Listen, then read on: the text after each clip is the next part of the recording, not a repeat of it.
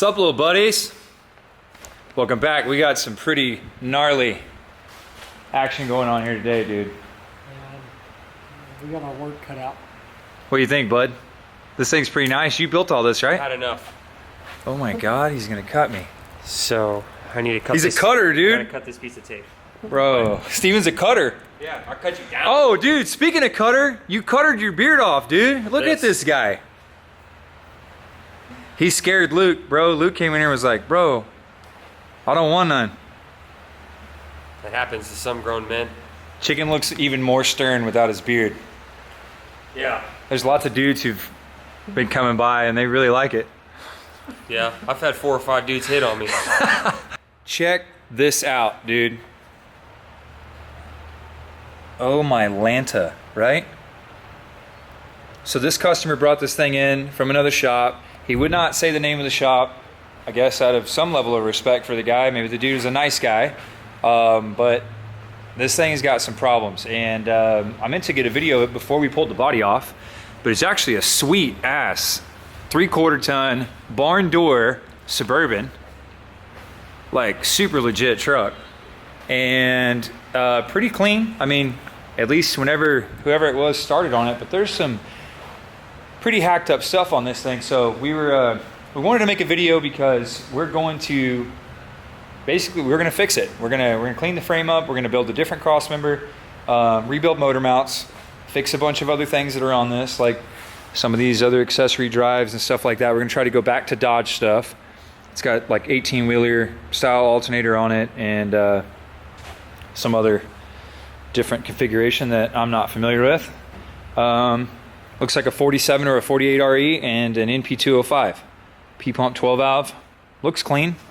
But I think the same dude that painted it and did the fab work put the motor together, I think. I'm pretty sure. I think it was all done, maybe not same dude, same shop. The customer, again, he was really reluctant to kind of give us any information on what the deal was, which is fine. It doesn't really matter. There's definitely different levels of learning how to do stuff, and I feel like whoever was working on this is maybe one day they'll be a little bit better at doing it. But this was there's some stuff to learn from this, and the majority of it is to what not to do. So I think he probably had a good idea, but the execution just didn't go very well. Just a few things right off the rip. You can see how much clearance there is from the top of the diff to the bottom of that. I don't know, maybe 2 inches, 2.5, and well, there's a lot more room for compression from the top of the spring to this new piece of frame horn that is there, that we'll get into in just a second. But there's a lot more room for vertical compression there on the suspension than there is here, which means that one good speed bump and you're smacking the top of the diff into that. So that's not a good idea. That's without a motor. That's without a motor sitting in it. And when there was a motor sitting in there, trans and T-case, this is all heavy stuff, it actually gets a lot tighter. In fact, so tight that it's kind of unbelievable. But so is some of this other stuff, like the notch in the frame here. that is whack, is what that is. That's whack. I don't know what else to say. Okay? That's whack, dude. Dudes, dudettes, whatever you are, that's whack. That's the stairway. Yeah, this is their stairway to heaven, bro. There it is. Ah! Walk up the stairs, bro. No, for real. Don't do that. That's not. You don't ever want to be doing that. But if you do that, you've already gone too far. So I guess you do this, which is to get a chunk of square tube and match the profile of the bottom of the frame. And weld that on there. So that's whack. I get the idea here of plating on the frame, you know. I'm not the world's best welder, so I can't really talk a whole lot of smack about the welds that are on here. I can weld a little better than that, but man, this is like, check it out, dude. I think the paint is actually hiding a lot. Like, check this bad boy out. You think there was a gap? Bro. Gaposis, bro. It's not good. Moving back here to the other cross member, I mean, I guess it works. You know? No, it doesn't work. That's Little- why it's here. A little bit different, but I think over there works. we got some pie cuts back here on some business. Got a tip, big old like Z71 when I was in high school, echo tip thing going on back here. Definitely gonna need to pull that back out and check it. Yeah. We've got quite a few things. Got a draw straw, probably gonna have to check that out. Probably put a sump in it. Be done there. Go to school. Bro, get you some custom fab up in there. Come on. Thank you. All right, well, if you built this, I'm sorry for you. Not trying to be ugly about it or nothing, but Yeah, you're in my prayers. yeah. But it just doesn't look real good. So we're gonna chop all that out. Try to get as close back to factory as we possibly can. Try to clean up some of these nasty welds. So Logan's probably gonna go through about 20 or 30 cutoff wheels and flap discs and oxygen acetylene and yeah. All We right. get to smell the paint while we do it. Yeah, that's the other thing, man. You gotta go back, touch up all the paint, do all that stuff. That's why it's important to do it the right way the first time. And the reason is because, well, you got to do it a second time if you don't do it right the first time. So this is Round 2. yeah, round 2. Here we go. Strap in and hold on.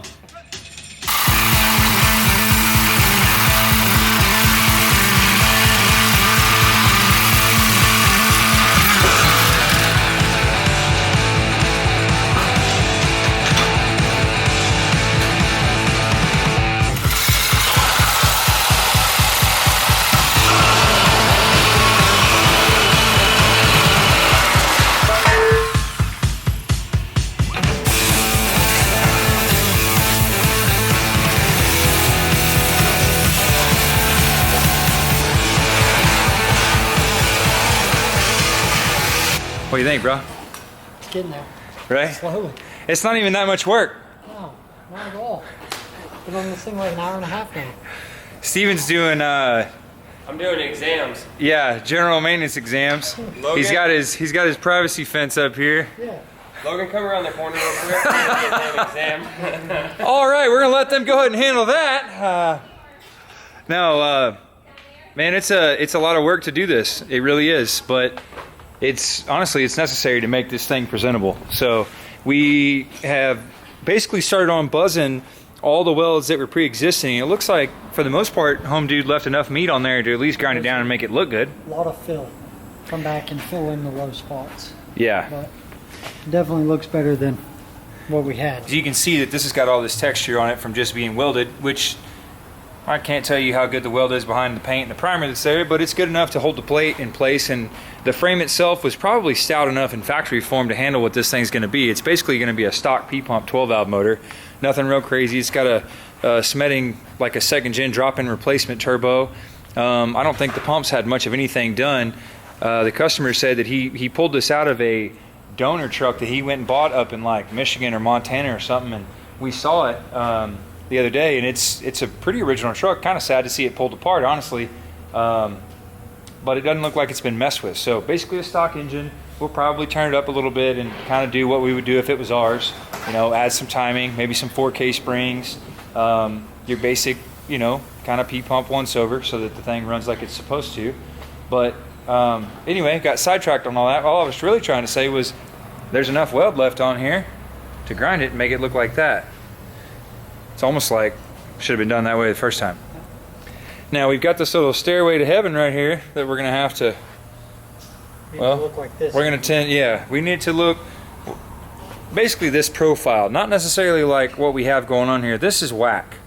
I'm seeing that the dude who did this was leaving those for access holes in order to get to the bolts that are on the gearbox.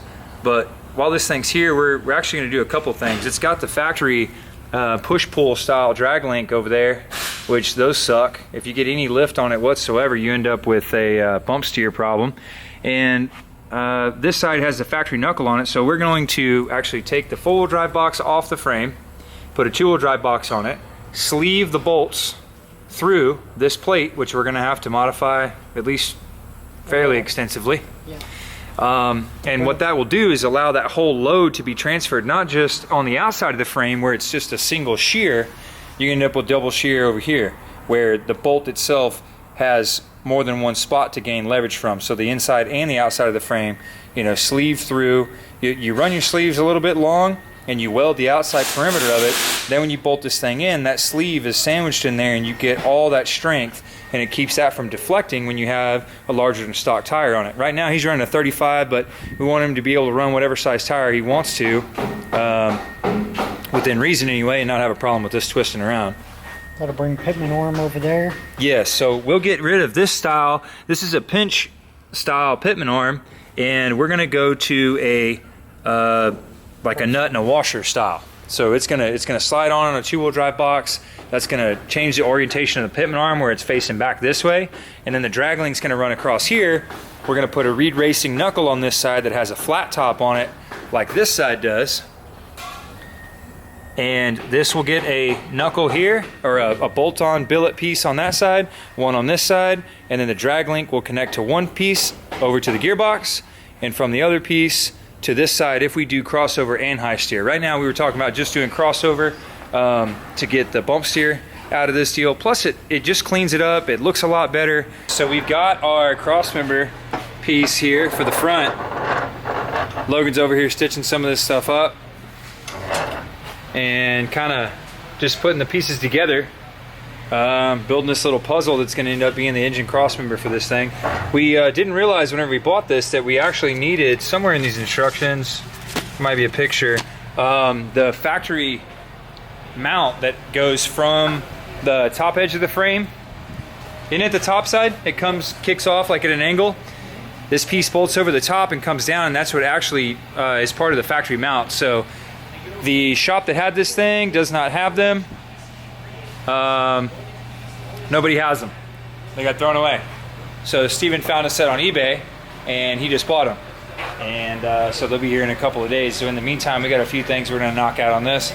The number one thing being getting all the welding done on this. And then we're going to tear into the motor, because apparently the same dude who did all the fab work is the same guy who was inside of this 12 valve. So we're gonna have to dive in there and check that stuff out, make sure everything looks good, because the whole motor was torn all the way down to a bare block.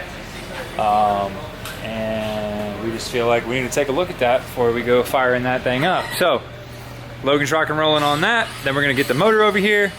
Hopefully by, I don't know, maybe the end of this week or the first part of next week, we'll have the rest of the engine mount stuff, and then we can set the cradle in, get the motor and the trans in here, start working on the transmission crossmember, looking at drive lines, and start looking at what kind of clearance we have for upper and lower radiator hoses, exhaust, and all that kind of stuff. So.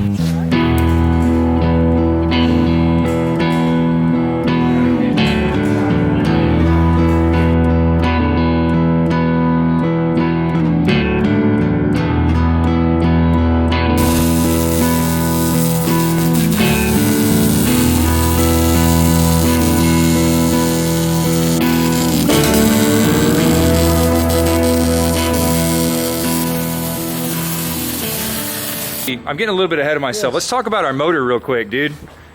So we found some interesting stuff, right? This was I think the customer was told this was a rebuilt engine or something along those lines anyway, right? And so we pulled the cylinder head off to see what we had, and I'll get to the cylinder, the block side here in a second. So check this out. You can see that the bottom of the cylinder head, it's got a little bit of some stuff on here from the head gasket sitting on it, but you can see that the head has been machined. It's clean. I can't really tell what the RA finish is on it as far as the cut on the surface, but it looks like it was done decent. Like, it's clean, looks like it's flat. It doesn't look, I know you're not able to see it completely turned over, but when we looked at it earlier when the cylinder head was up in the air, it looks perfectly fine. We're gonna set a straight edge on it. We're gonna check all that stuff, but the cylinder head didn't look too bad. But whenever we started looking at the inside of the motor, well, the truth is, this was done by a Dweebosaurus Rex. Full Dweebosaurus, dude. This is just not, this isn't how you prep the surface of a block to replace the head gasket. Now, I'm not saying that this wouldn't work for some amount of time. Might have worked for a little while, but that's just, it's not the right way to do it. And this motor was torn all the way down, like pistons, rods, crankshaft out, and everything. And we got powder, metal stuff that's inside on the cooling side. We've got that, so who knows what's inside the oil cooler. That needs to be flushed out. We got junk sitting up here. Look at the trash sitting here on top of the ring. That's not acceptable, guys. You can't do that. And I think what ended up happening was this thing was pulled apart and somebody ran a ball hone in it, which y'all remember we did that on Ranch Tang. We don't recommend doing that, but we had some serious nasties on the cylinder wall, so we put it at bottom dead center. We tried to run it up and down where we left the right degree of cross hatching on the cylinder. Again, that was a patch job on a burnout car, not a $40,000 built Suburban that this dude is going to drive to Alaska. So, two different things. And the thing about cross hatching on a cylinder wall is there's a correct degree that those are supposed to overlap. And that's so that you keep an oil film on the cylinder wall for the rings to be able to slide up and down and hold oil. That way the rings are actually floating, not grinding into the cylinder wall. And I don't know if the camera's going to show it or not, but those are basically horizontal marks in these cylinders. So somebody took a ball hone on the end of a drill and they just went slowly up and down, and you end up with a pattern that's horizontal, basically. And that doesn't work because you have the edge of the ring fighting something that's horizontal just like the ring is. You don't have an angle face where it's kind of, well, it's not grabbing the edge of the cross hatching. It's having to float across it, right? So that angle that is set in the cylinder wall when it's done correctly holds oil, and the ring skims over it while still sealing the cylinder, as opposed to having horizontal lines meeting horizontal lines. That's a great way to make sandpaper inside of a cylinder. The ring's trying to grab those exactly lines, and it's fighting. So hopefully y'all are understanding what we're talking about. And again, this was a motor. This guy bought this truck in like Michigan or Montana. This is like a 190,000 mile 12 valve truck. 130,000 miles. 12 are back there. Illinois. What's that? And he drove from Illinois He drove from Illinois to here. all the way home, and the dudes that worked on this thing said that it had metal in the oil. They drained the oil, it had metal shavings. Had metal shavings. Yeah, I mean, maybe there was, right? But it certainly wasn't rebuilt. No. Right? So they didn't do anything for this guy at all. And I'll be honest, I doubt it was anything that would have bothered the engine. I have owned a lot of 12 valves. I have bought them out of barns. I've bought them out of like basically a dumpster. If you have a running 12 valve engine and it's not rod knocking and doesn't have blow by, I don't care what you find in the pan, it's good. It's good. And it will go to Alaska. Got our motor mount set in here on our crossmember, which is looking really, really good. Tight clearance to the pan, but we think it's going to be all right. It's got a pretty solid bushing. If it has a clearance issue, we'll clearance it. Yeah. That's kind of how we're going to roll with that. So now we've moved on to building the transmission and T-case crossmember. And we were kind of racking our brain about what we wanted to do. We wanted to do something cool, and we talked about, well, we can make one that looks similar to the front crossmember, and that would be cool. And we could run into a wall and end up doing that, but I think what we've decided we're going to do is run 1 5/8" tubing, the same stuff that we use for building roll cages. 120 wall. 120 wall, which you would build a roll cage out of. That's passes a lot of class rules for a lot of the drag racing stuff that most people do. So we've got a few sticks of that stuff laying out back, and we just came up with an idea with some leftover pieces that we have from my Scout and Stevens Bel Air. And so we went and grabbed some of these ears that came from like Rough Stuff Specialty. These are a basic little steel flag that's got a hole drilled in it. We are going to modify it, well, for a couple of reasons. One, for clearance, and two, so we can completely encapsulate the face of the bushing. Like when you get out here. Yeah, when you get out here on the edge, you've got a lot of the bushing that's hanging out, which probably isn't a huge deal because this isn't doing a whole lot of torsional. I mean, there's going to be some, but it's not the right way to do it, and we don't want the edge of this knifing the face of the bushing if it does get into a bind. So we're going to move the bushing back where we're completely encapsulating the face of it. Probably going to leave about 1/8 of an inch reveal all the way around it. That way, as the bushing wears, it still doesn't get outside that edge. And that leaves us enough material still on the backside to be able to get in there and weld, and the bushing have some movement once we get that installed. And the basic idea is to weld a couple of those flags onto the frame, and to try to stay clear of where the double cardan is going to be on this front drive shaft and this drive flange, because all too often on a four-wheel drive, you go to take bolts in and out of the front drive shaft, you end up with clearance issues. If you actually add any additional lift to this thing, you may end up running into a problem if you have a cross member here under the double cardan. So we're trying to solve all of that at one time and make something that will easily be removable. So one bolt on this side, double shear, one bolt on that side, double shear, a single piece of 1 5/8, and then a single flat plate flag that comes off with a couple of gussets to support the weight underneath a factory, I guess Dodge is what that mount is, because it's a 47 RE. So a factory transmission / T-case mount for a second gen Dodge. So this is something. To get parts. You need a trans mount, you go right down to the parts store and buy it. Exactly. And so for us, that's, we try to incorporate as many OEM parts as you can. A lot of times the OE stuff has been put through its paces and it works well. And even though we've owned a lot of second gens that needed transmission mounts, it was after a lot of abuse and clutch drops and all kinds of stuff that you finally end up putting one of those in there. Most of them last about 20 years. So it's a good bushing, it's large, it does a good job. It's got a decent footprint on the bottom and a couple of like 1/2 inch coarse thread fasteners hanging off the bottom. So those have proven to be pretty stout. We're going to roll with that. Also, there's a plate that bolts onto the OD section of this 47 that has a pretty good footprint. We're feeling pretty good about that. Yeah. Not super crazy about all the weight of the 205 hanging off the back. So we've talked about maybe adding an additional piece of tubing off of it to grab onto that T-case as well. That way it doesn't break the back of this housing off. Not to say that it's going to, because this truck is fairly stock, but it's the abuse that this thing may see off-road. If you get wheel hop or you get engine, transmission stuff happening where you're in low range, you've got a 35-inch tire, and you're in a bind on a trail somewhere in Alaska, you want to be able to give it the wood and not worry about this thing breaking the extension housing on this. So we're going to leave enough room to tie into that stuff later as well. We more than likely will do something for the T-case, because that is a cast iron 205. It's very heavy, and that's a lot of weight hanging off the back of an aluminum housing. So we're going to try to incorporate all that at one time. Utilize some of these rear bolts. Yeah, in fact, Muscle Rod, initially, I think we had a 205 in the CUDA, yes. I think initially, and ended up with a Hero case in it, and still, Brandon added something on the backside of it. Vibration. That might have been his whole mount was off the backside, but either way, it's the weight of it, it's the vibration. If you get a U-joint that's starting to fail in the back, any kind of harmonics, it's really hard on the extension housing. We've seen this in 4th gen Dodges break the rear extension housing.